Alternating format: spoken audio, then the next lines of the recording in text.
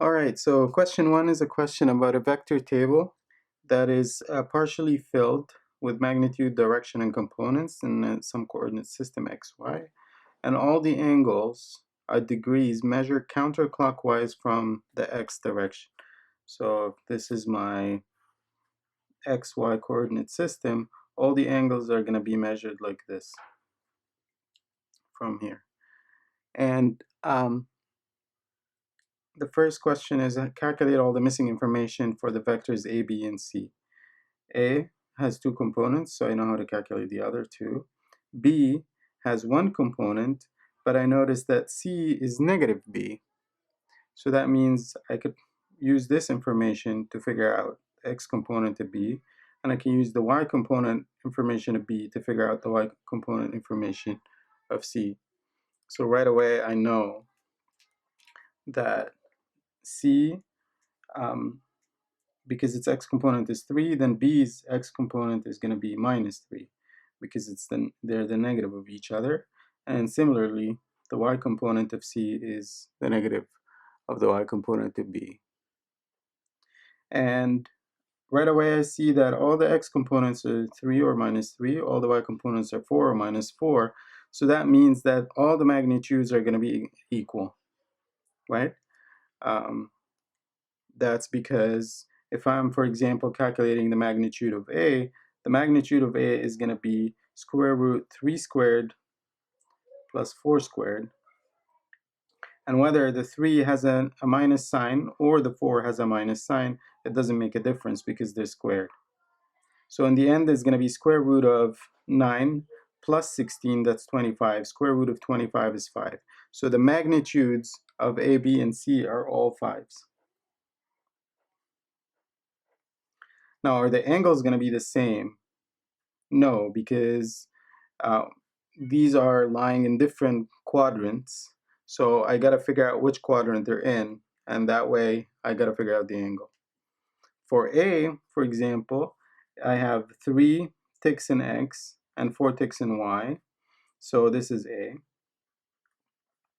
And the angle here, measured counterclockwise from the X direction, is going to be, this is the opposite of it, and this is the adjacent.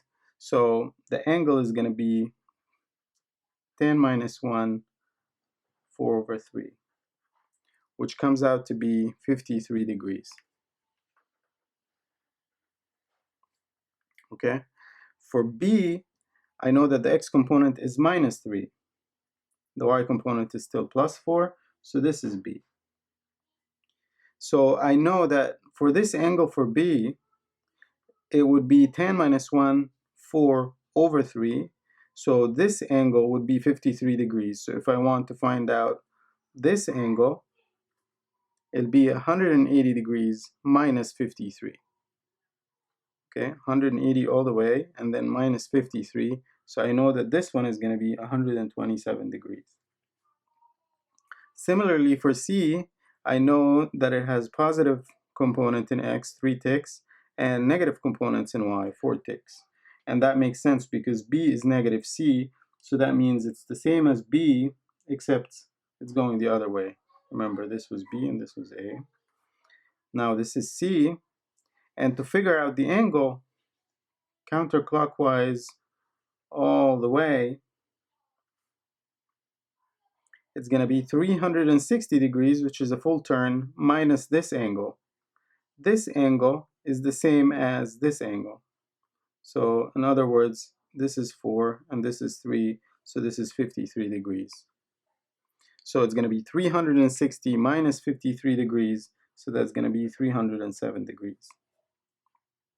Okay, and now I've finished part A. Part B says using the component method, fill out the information for vectors D and E.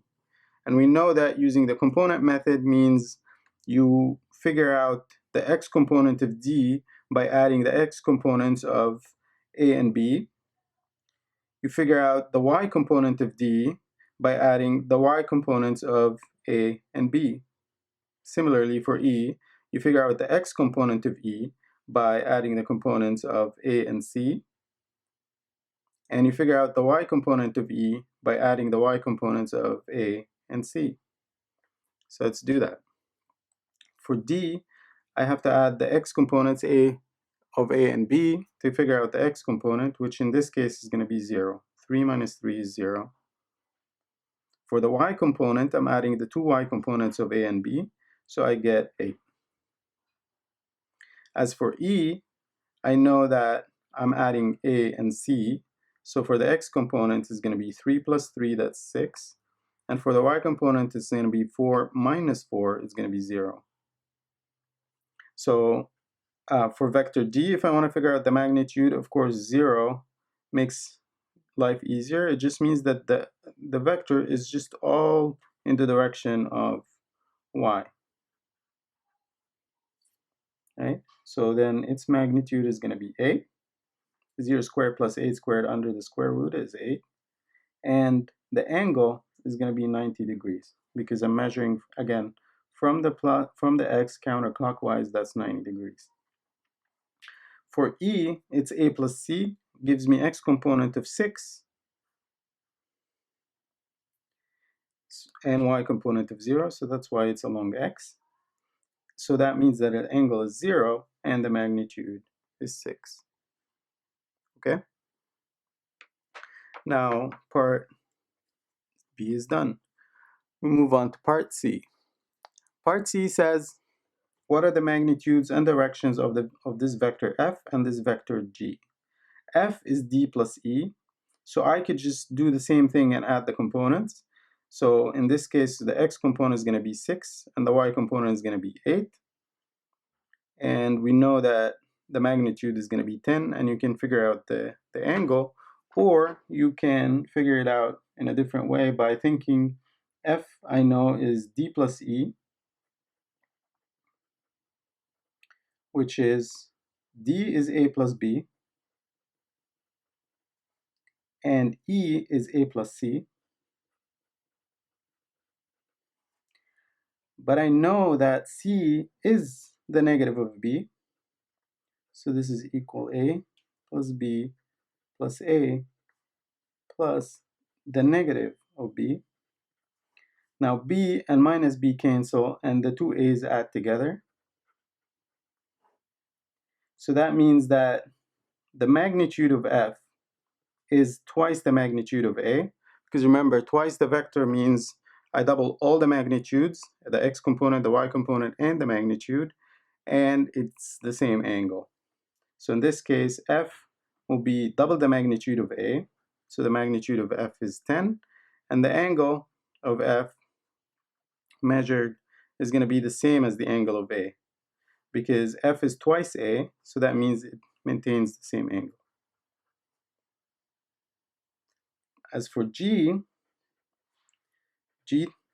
is given as f minus 2a, but I've just calculated f to be 2a, so that means it's 2a minus 2a, so that means it's the 0 vector.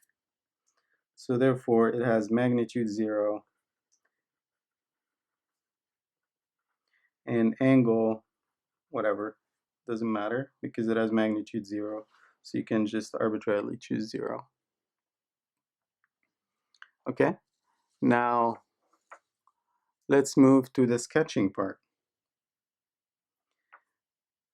Like we've said, A is 3 ticks in X and 4 ticks in Y. So I could use each tick to represent one unit, or I could use each 2 ticks to represent one unit. I'll just do one for one because that makes it easy. So 3 ticks in X, 4 ticks in Y, that gives me A, the vector A. So it goes from the origin like this. That's vector A. Right? Because the question is saying sketch these vectors as arrows with their tails as the origin, and so you point towards that point that has the coordinates specified in the table. B, remember, was minus 3 and 4, so 1, 2, 3, 1, 2, 3, 4. So this is B.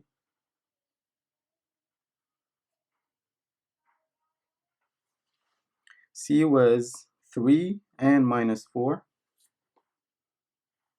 Again, it makes sense because it's minus B.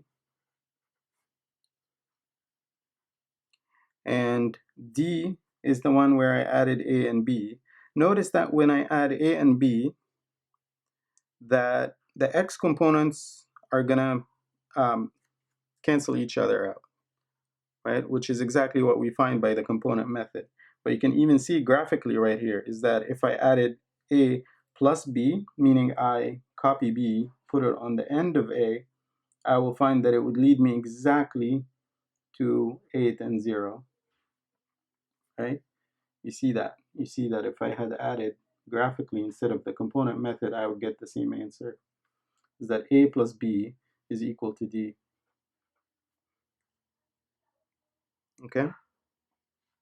Now, the same thing would happen with E, is that if I add A plus C, so if I had added C here, I would get that E would be 6 in X, which is exactly what I got by the component method. So this verifies to me that my addition with the component method made sense, right?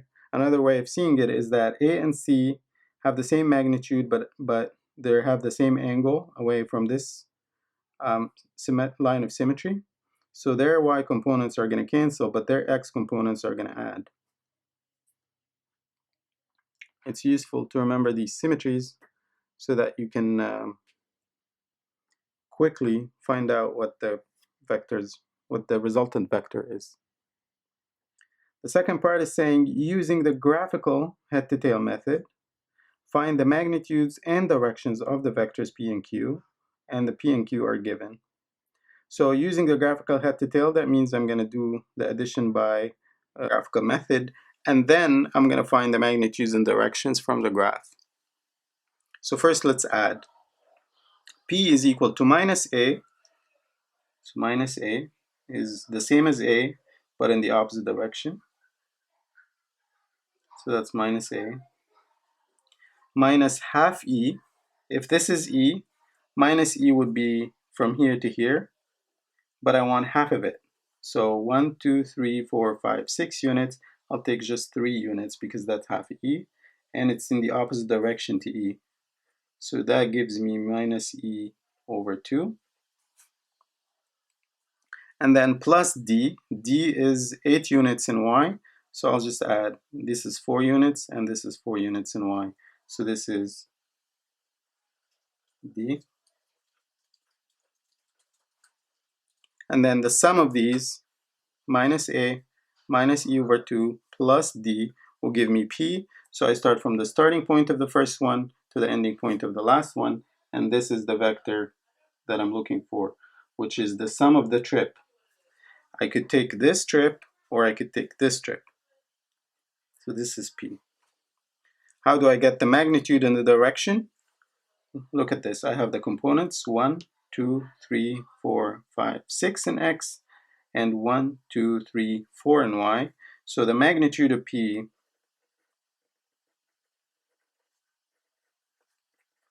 is, by the Pythagorean theorem, 6 squared plus 4 squared under the square root. And this turns out to be 7.2. And the angle, I could figure out this angle and then subtract it from 180. And that will give us from x hat counterclockwise what the angle is. So to find this theta P, I look at the opposite, 1, 2, 3, 4, and the adjacent is 1, 2, 3, 4, 5, 6. So then theta P would be arctan 4 over 6. That would be 33.7 degrees, and then subtract that from 180, you get 146.3 degrees. As for Q, to find that graphically, Q is equal to A plus 2 units in the direction x hat minus 1 unit in the direction of y hat.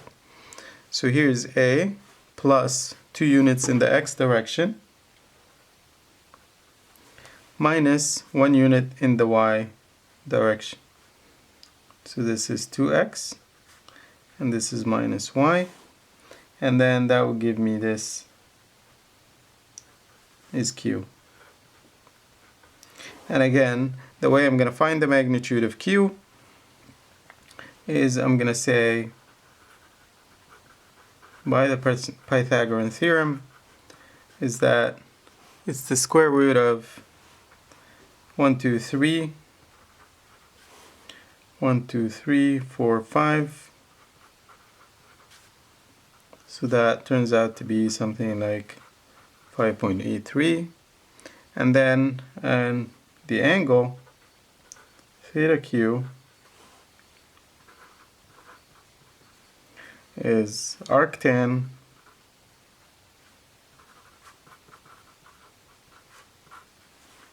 (3 over 5),